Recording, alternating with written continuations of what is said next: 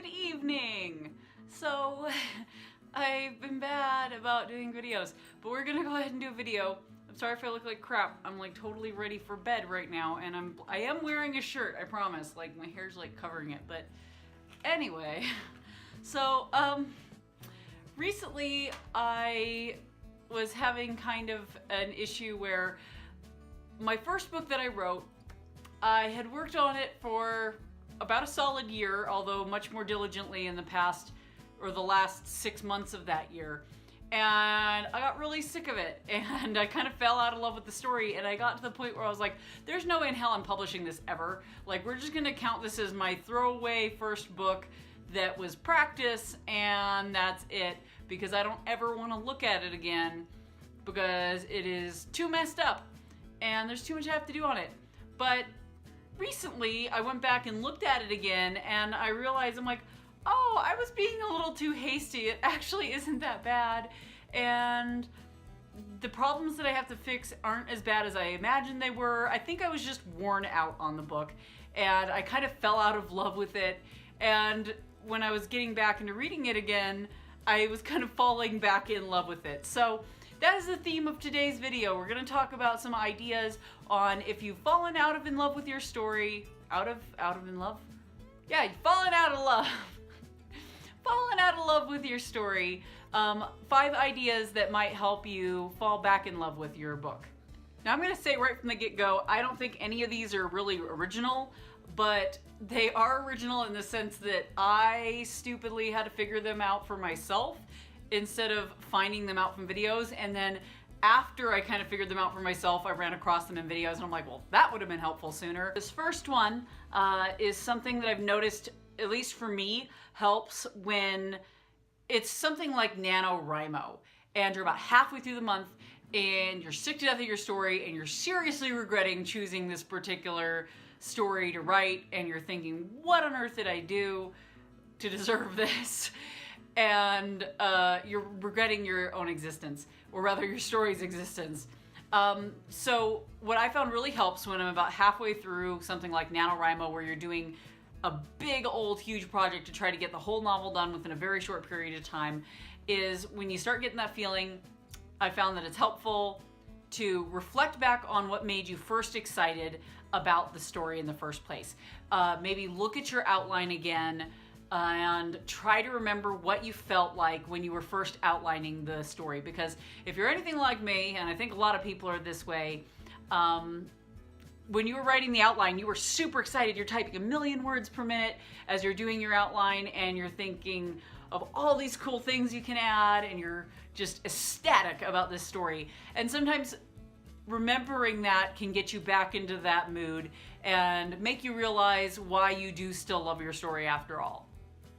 Now, the second one is one I use probably daily to keep from going out of my mind with whatever story I'm working on, because I've noticed my timeline for starting to hate my story is about 6 months, and I'm about 6 months on my current story right now, and I'm starting to hate it. But I found that what really, really helps me is to talk to a friend or family member about your story. Just give them all the stuff that you want to do with it and such, if you've got somebody who's willing to listen to that, because that is a little bit hard sometimes to find somebody who's willing to listen to you rant about your story and all your ideas for your characters and all about them and all your imaginary people you made up. Fortunately, I have my mom who is willing to listen to all this stuff all the time, and it really gets me excited. I get very passionate when I'm talking about it. And then right after the conversation, I'm like, I want to go write some more. Like, I'm so excited to get back into this because I want to see how it ends, or I want to be able to share this with other people aside from just friends and family where I'm just telling them about it. So that might be a good idea if you have somebody who's willing to let you bend their ear. The third thing, and this is something I actually did the other night, thanks to my hubby, he actually wanted to do this. Anyway, that sounds weird. We're gonna dive right into that so we don't leave that hanging. Is watch movies that remind you of things in your story or things with your characters. For example, the other night, my hubby recommended that we watch The Abyss, the one that was directed by James Cameron.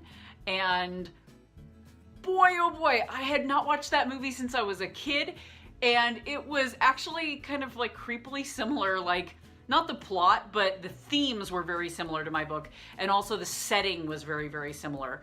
And it just did this amazing job of inspiring me with the visuals of the underwater things that are going on to kind of relight that spark of excitement for writing descriptions and writing those scenes in my own book. So that's something you might want to try if you're lacking inspiration to keep going, or you're just lacking inspiration to actually write the stuff that will create visual images for your story, is maybe look at movies and stuff. It'll help get the images more solidly in your brain for what you want to get on the page. This fourth one is one that I've mentioned before and that I find super helpful. That's why I have a playlist for every book that I've written so far, so all 2 of them, because there's just this one and then the current one that I'm working on my beta reading with right now.